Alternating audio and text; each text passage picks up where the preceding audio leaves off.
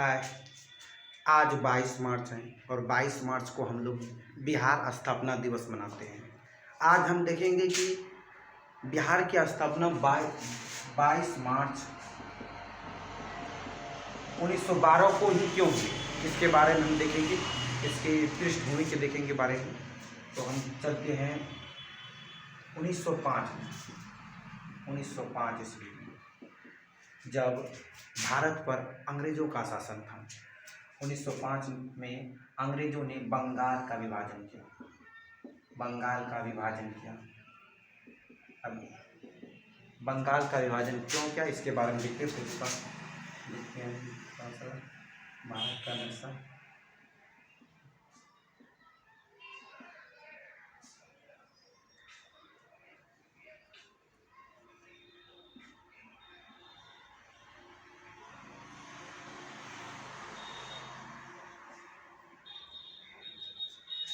यह है भारत और इस एरिया को कहा जाता था बंगाल। इस एरिया को बंगाल का विभाजन क्यों किया, इसके बारे में देखते हैं। बंगाल में राष्ट्रवाद चरम सीमा पर था। राष्ट्रवाद का मतलब होता है कि अपने देश के लिए कुछ करने या मिटने की भावना को राष्ट्रवाद कहा जाता है। मतलब समझिए देशभक्ति की भावना। तो बंगाल में देशभक्ति की भावना पूरी चरम सीमा पर था। यहाँ से क्रांतिकारी बहुत ही उत्पन्न ले रहे थे। तो अंग्रेजों ने सोचा क्यों बंगाल में क्रांतिकारी को कैसे दबाए, राष्ट्रवाद को कैसे दबाए। तो इसने सोचा क्यों न फूट डालते हैं बंगाल में। तो फूट डाले किस में, तो इसके दिमाग में आया धर्म के आधार पर। धर्म कौन सा? हिंदू मुसलमान। उसने कहा कि हिंदू मुसलमान में अगर फूट डालेंगे तो यह काम कर सकता है। तो इसने फूट डालो तथा शासन करो की नीति। फूट डालो तथा शासन करो की नीति अपनाई। इसने क्या किया, बंगाल को 2 टुकड़े विभाजित कर दिया। पूरब में जो था इसको कहा गया पूर्वी बंगाल। बाद में यही अभी बांग्लादेश के रूप में, और पश्चिम में जो था इसको कर दिया पश्चिमी बंगाल। हम लोग बच्चा में समझते थे साला पश्चिमी बंगाल पूरब में क्या कर रहा है, पश्चिमी बंगाल इधर होना चाहिए पूरब में। बाद में समझ में आया ओ यहाँ 2 बंगाल था, पूर्वी बंगाल पश्चिमी बंगाल। तो बंगाल का विभाजन कर दिया। तो लेकिन हमारे जो जनता थे, हमारे जो नेता थे उस समय पर मतलब पढ़े लिखे थे। राष्ट्रवाद उसके अंदर में पूरा शरीर में घुसा हुआ था, पूरे जिस्म में घुसा हुआ था, पूरे जिस्म में उसके राष्ट्रवाद घुसा हुआ था। आज का लोग सब ने, आज का नेता क्या आता है, भाषण दे देता है, हिंदू मुसलमान को लड़वा देता है और यहाँ का जनता आपस में लड़ती रहता है। लेकिन उस समय का जनता बेवकूफ़ नहीं था। उस समय की जनता ने कहा कि तुम्हारे जाल में हम नहीं फंसेंगे, हम इसका विरोध करेंगे। तो सबने बंगाल विभाजन का विरोध करने के लिए स्वदेशी आंदोलन चालू किया। स्वदेशी आंदोलन तथा बहिष्कार आंदोलन। दूसरा आंदोलन था बंग भंग आंदोलन चालू किया। बंगाल के विभाजन को भंग करने के लिए बंग भंग आंदोलन चालू किया। अब पहले देखते हैं कि स्वदेशी क्या होता है। स्वदेशी का मतलब होता है अपने देश का, अपने राष्ट्र का वस्तु का इस्तेमाल करेंगे, विदेशी वस्तुओं का इस्तेमाल नहीं करेंगे। तो यहाँ जो था जितना भी बंगाल के लोग थे, जनता थे, इसने बोला ना करेंगे हम विदेशी वस्तुओं, अंग्रेजों के वस्तुओं का उपयोग नहीं करेंगे। तो अंग्रेजों के कपड़ा का उपयोग करने से मना कर दिया, उसके कपड़ा को जलाने लगा। उसके यहाँ के छात्र उसका स्कूल जाने से मना कर दिया, यहाँ के शिक्षक उसके स्कूल जाने से मना कर दिया। भारतीय अंग्रेजों का वस्तु लेने से मना कर दिया, वस्तु को जलाने लगा। अब कोई नाई अगर भारतीय है, अगर कोई अंग्रेज बाल कटवाने तो कहता ढाले कच्ची तो ही काट मने काट दो। कोई अगर धोबी आता था, धोबी को कहता ढाले, धोबी कहता ढाले अंग्रेज बातों में अपने कपड़ा दो, हम तो कपड़ा नहीं दो। मतलब एक तरह से इनकी पूरी अंग्रेज का विदेशी वस्तुओं का बहिष्कार करने लगा। वही है स्वदेशी तथा बहिष्कार आंदोलन। पूरी तरह से विदेशी वस्तु जितना भी उसका बहिष्कार करने लगा। बंग भंग आंदोलन तो समझ ही रहे हैं, बंगाल का जो विभाजन था इसको रद्द करने के लिए पूरी तरह से दोनों आंदोलन सुचारू ढंग से पूरी तरह लागू हो गया।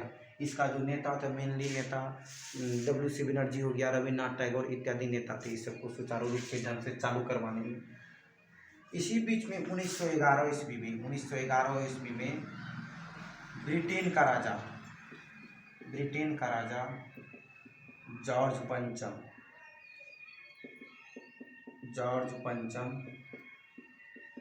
भारत आने वाला था। 1911 में जॉर्ज पंचम भारत आने वाला है। अब तुम सब समझता है पंचम क्या है, जॉर्ज तो समझ के नाम होगा, पंचम वहाँ पर नाम नहीं मिलता है जल्दी।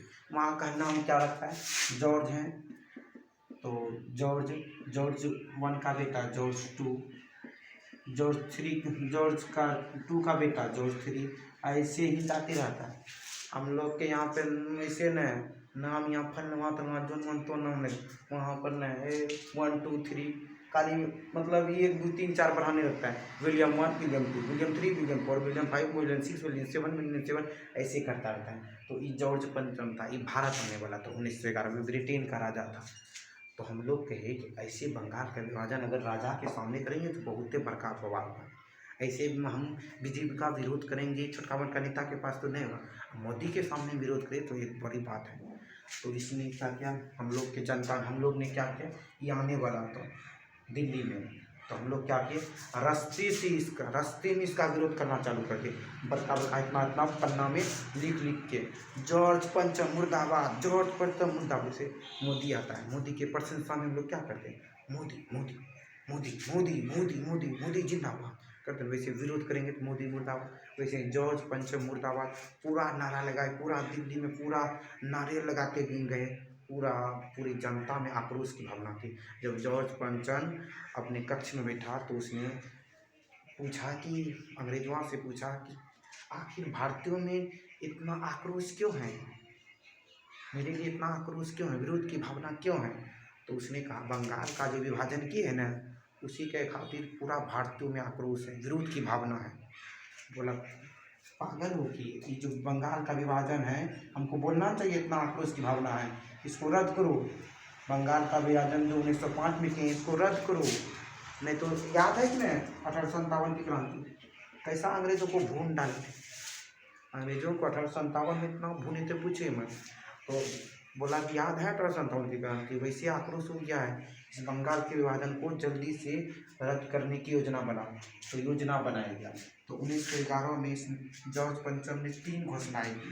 प्रथम घोषणा किया कि यहाँ पर घोषणा को लिखते हैं, प्रथम घोषणा किया कि बंगाल का विभाजन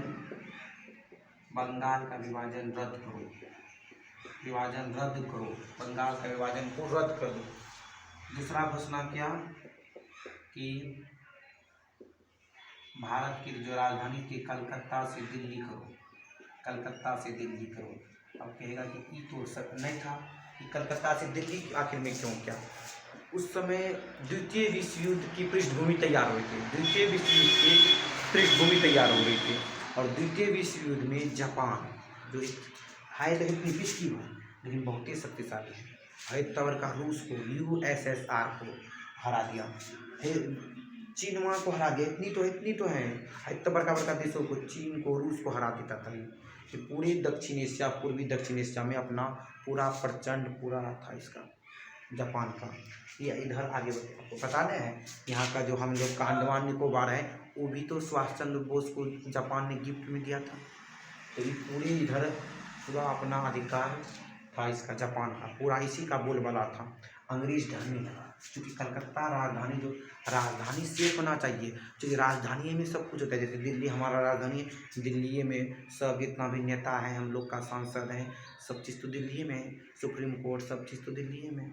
तो राजधानी सेफ होना चाहिए। तो बंगाल कलकत्ता जो है, कलकत्ता यहाँ बगल में है, तो कलकत्ता जो है ना इधर जापान का डर होने लगा अंग्रेजों को।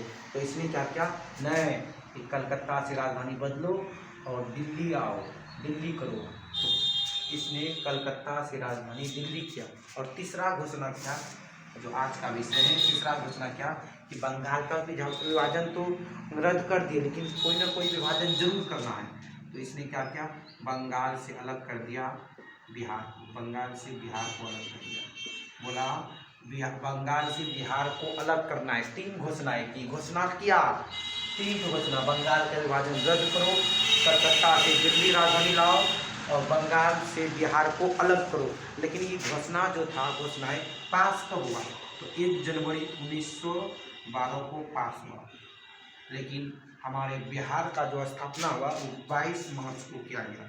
22 मार्च 1912 को स्थापना किया गया। बाद में अभी यही विषय था क्यों किया गया, तो बता दिए 22 मार्च 1912 को किया गया। लेकिन अभी बिहार में उड़ीसा, अभी झारखंड शामिल है।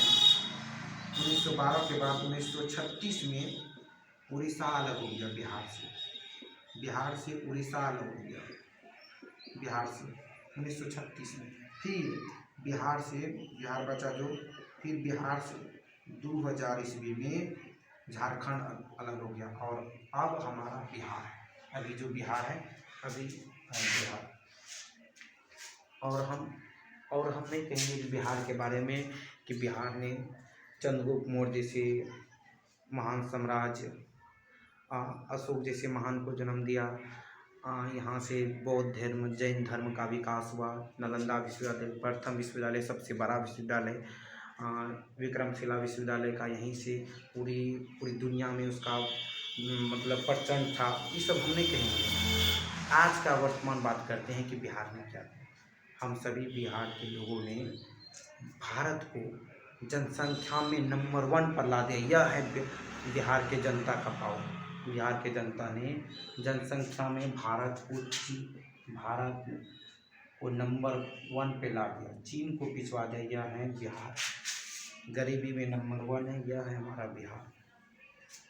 आज के लिए बस इतना है, फिर मिलते हैं नेक्स्ट क्लास में।